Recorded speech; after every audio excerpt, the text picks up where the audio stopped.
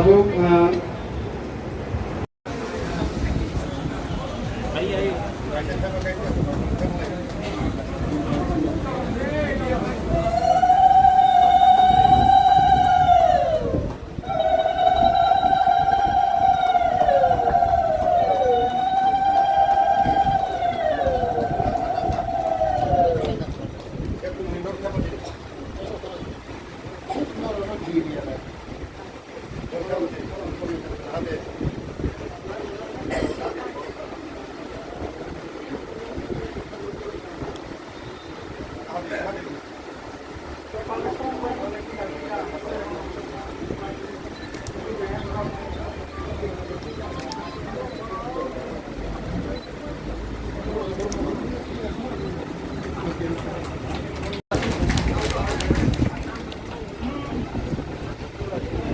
tabuk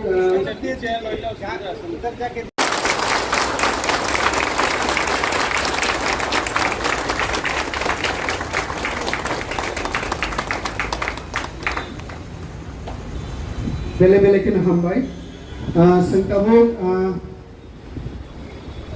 कि कोई भी कम्युनिटी जब तक अपने कम्युनिटी को सामने नहीं रखेगा और इंडिविजुअली सोचेगा, हमारा कम्युनिटी पीछे ही रहेगा। और ये जो हमारा परंपरा रहा है, आप कोई भी धर्म के हो, कोई भी सरनेम के हो, ये हमारा परंपरा रहा है और ये परंपरा को मैंने